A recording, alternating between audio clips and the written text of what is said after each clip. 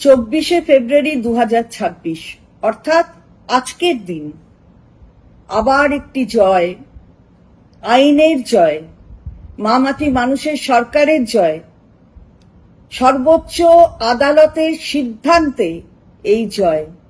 নির্বাচন কমিশন যে পুরো এই প্রক্রিয়া অর্থাৎ ভোটের অধিকার দেওয়ার প্রক্রিয়াটাকেই বেআইনিভাবে পরিচালনা করছিল, তার জ্বলন্ত উদাহরণ হচ্ছে মাননীয় সর্বোচ্চ আদালত বারে বারে যে সিদ্ধান্তের কথা জানাচ্ছেন তাদের অর্ডারের মাধ্যমে।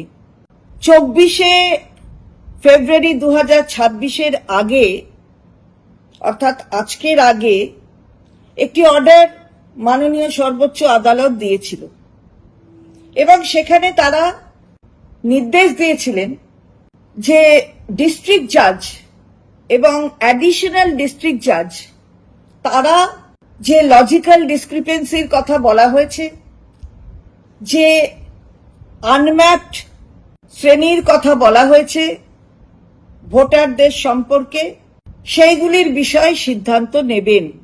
মাননীয় সর্বোচ্চ আদালত দেখলেন যে এই লজিক্যাল ডিসক্রিপেন্সি এবং যা যা ঘটনাচক্রে সঠিক হয়নি বলে বলছে, কখনো ইসিআই বলছে, কখনো আবার ওই ওদের যে এআই সেই এআই বলছে, তাতে দেখা যাচ্ছে যে 1,36,00,000 ভোটার যাদের 2002-এর রোলে নাম রয়েছে তারা এর মধ্যে চলে এসেছে এবং এই কাজটা করতে গেলে যতটা প্রক্রিয়া চালু হয়েছিল তাতে দেখা গেছে 50 লক্ষ অ্যাপ্লিকেশনের ডিসপোজাল হয়নি। জুডিশিয়াল অফিসার, যেটা সর্বোচ্চ আদালত বলেছিলেন, 250 জন জুডিশিয়াল অফিসার নিয়ে যদি একদিনে এক একজন জুডিশিয়াল অফিসার 250টি করেও কেসের ডিসপোজাল করে তাহলে দেখা যাবে 80 দিন লাগবে। কিন্তু 28শে ফেব্রুয়ারির মধ্যে ভোটারের ফাইনাল লিস্টটা পাবলিশ করার কথা সর্বোচ্চ আদালত তাদের সিদ্ধান্তে জানিয়েছিলেন।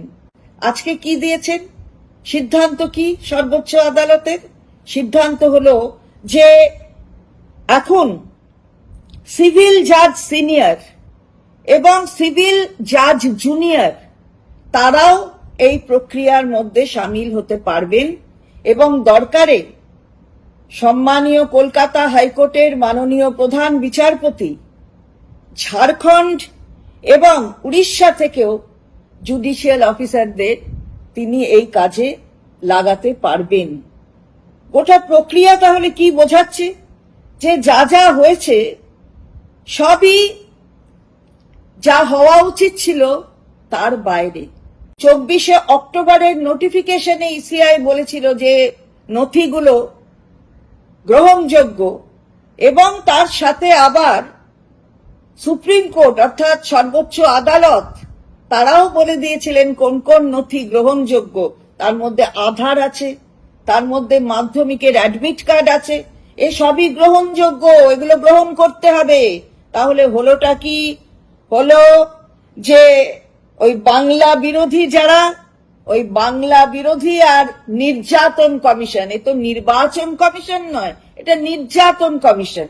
আজকে বোঝা গেল যে আইনের ঊর্ধ্বে কেউ নয়। ভারতবর্ষের গণতন্ত্রকে যারা নষ্ট করতে চায় তাদের মানুষ উপযুক্ত জবাব দেবে।